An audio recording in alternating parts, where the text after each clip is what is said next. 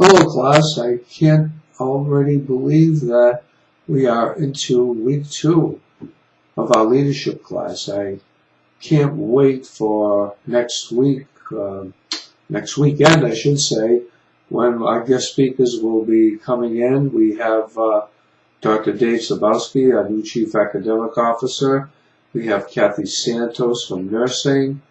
We also have Jordan Rich from WBZ, and we have Dennis Donahue from Archdiocese of Boston on motivational speaking.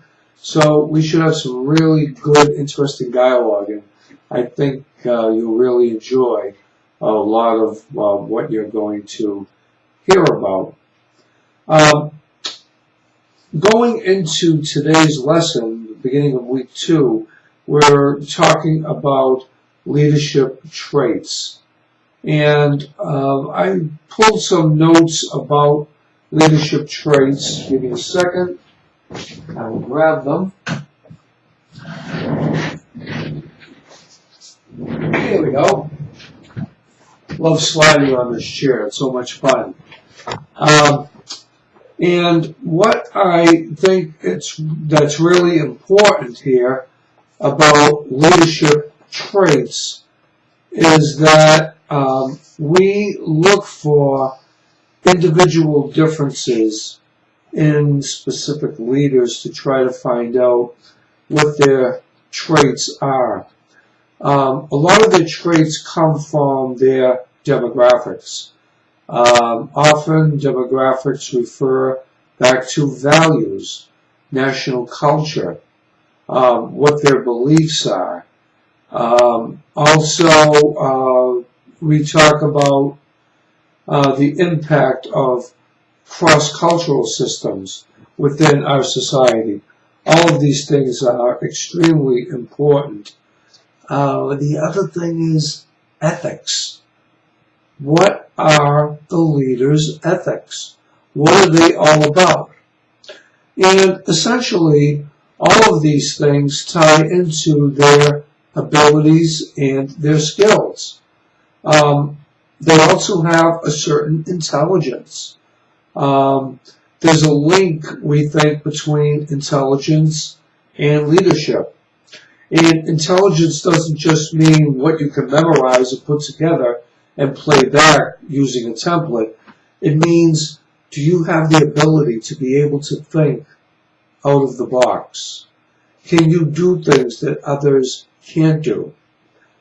Can you have the ability to assimilate a lot of different facts, put those facts together, and then make sense out of it? This leads into another thing, emotional intelligence. And there's a lot to be said about emotional intelligence, such as creativity. There are 4 characteristics that in your book that talk about what are the signs of creativity and how important are they to leadership. Skills. Look at table 4-3 in your book, and it talks about interpersonal and conceptual skills. The other thing is personality traits. What are the personality traits? Are we dealing with a type A personality here?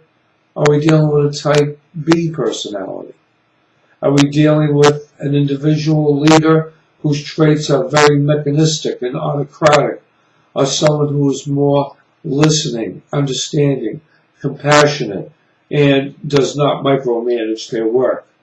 Again, type A personality versus proactive personality.